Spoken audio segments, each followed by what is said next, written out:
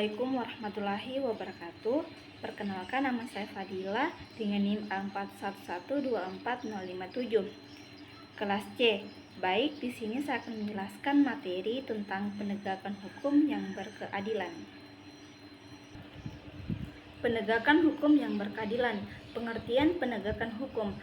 Penegakan hukum adalah proses dilakukannya upaya untuk tegaknya atau berfungsinya norma-norma hukum secara nyata sebagai pedoman perilaku dalam lalu lintas atau hubungan-hubungan hukum dalam kehidupan bermasyarakat dan bernegara.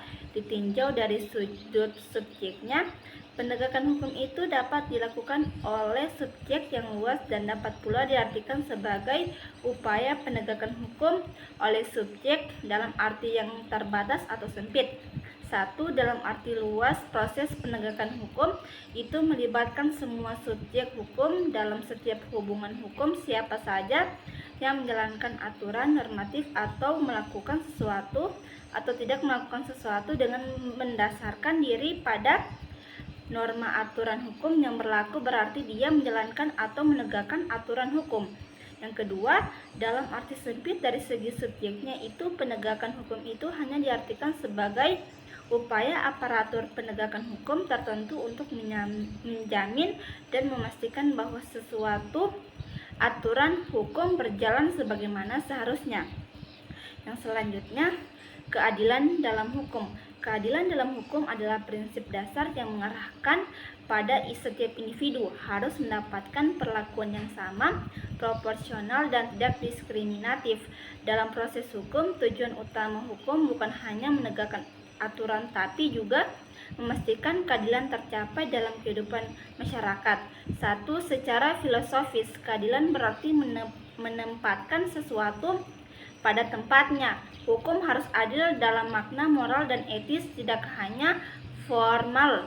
Yang kedua, secara sosiologis, hukum harus berpihak pada kebenaran dan keseimbangan sosial, memberi perlindungan kepada kelompok yang lemah dan rentan. Yang terakhir, secara yuridis, keadilan dicapai jika hukum ditegakkan berdasarkan asas legalitas, kesetaraan, dan bukti yang sah.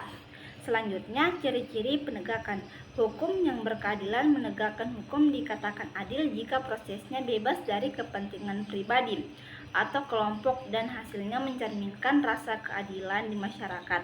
1. Tidak memihak, imparsial. Hukum berlaku untuk semua tanpa pengecualian.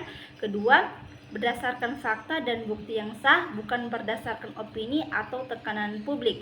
Ketiga, menghormati hak asasi manusia termasuk hak atas pembelaan dan perlakuan yang manusiawi. Yang keempat, transparan dan akuntabel. Proses hukum bisa dipantau dan dievaluasi publik. Yang terakhir, prosedur yang jujur dan profesional, tidak manipulatif atau penuh tekanan. Yang selanjutnya, permasalahan dalam peningkatan hukum. Meskipun sistem hukum telah dibentuk, praktik di lapangan seringkali jauh dari ideal karena berbagai hambatan, yaitu 1. Korupsi dan suap di lembaga hukum. Yang kedua, tebang pilih dalam penanganan kasus. 3. Diskriminasi terhadap kelompok tertentu. 4. Kurangnya akses bantuan hukum bagi masyarakat miskin. Yang terakhir, intervensi politik dalam proses hukum. Yang selanjutnya, mewujudkan penegakan hukum yang adil. Perlu upaya bersama dari negara, aparat, dan masyarakat untuk menciptakan sistem hukum yang adil dan terpercaya. Upaya mewujudkan yaitu 1. Reformasi institusi penegak hukum. Yang kedua, peningkatan pendidikan hukum bagi masyarakat. Yang ketiga, penguatan lembaga bantuan hukum. Yang keempat, digitalisasi dan keterbukaan informasi hukum. Yang kelima, pemberdayaan masyarakat dalam pengawasan hukum. Kesimpulannya, penegakan hukum yang berkeadilan bukan hanya soal menjalankan aturan, tapi juga menjamin setiap orang diperlukan secara adil tanpa diskriminasi hukum, harus ditegakkan secara objektif, transparan, dan menghormati hak asasi manusia. Agar keadilan benar-benar tercapai, diperlukan aparat hukum yang bersih dan masyarakat yang sadar hukum serta aktif mengawasi jalannya proses hukum. Dengan kolaborasi semua pihak, sistem hukum yang adil dan dapat dipercaya bisa terwujud. Pertanyaannya, 1. Bagaimana cara kalian menyikapi hukum di Indonesia yang tidak memihak pada kalangan bawah? Jawabannya, ketimpangan hukum di Indonesia perlu diatasi dengan meningkatkan kesadaran hukum, memperkuat pengawasan, mendukung bantuan hukum, mendorong reformasi, dan menuntut transparansi. Partisipasi aktif masyarakat adalah kunci menuju keadilan yang merata. Yang kedua, bagaimana pendapat kalian mengenai kasus undang-undang yang diubah saat menjelang pemilihan presiden kemarin, ketimpangan sosial dan penyalahgunaan kekuasaan tersebut? Jawabannya, tentu sangat tidak setuju dengan perubahan undang-undang yang dilakukan secara mendadak. Seolah-olah perubahan ini memang dilakukan untuk kepentingan tertentu. Saya pikir hal ini merupakan penyalahgunaan kekuasaan. Kita bisa lihat kemarin banyak masyarakat yang menolak. Dari sini saya dapat disimpulkan bahwa perubahan undang-undang ini memang tidak atas kepentingan rakyat.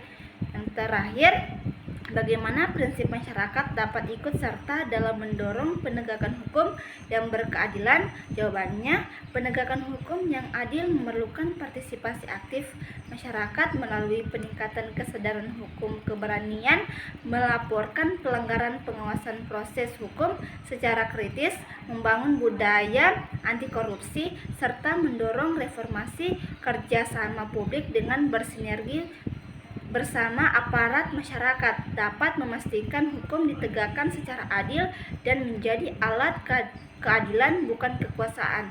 Sekian dari saya. Wassalamualaikum warahmatullahi wabarakatuh.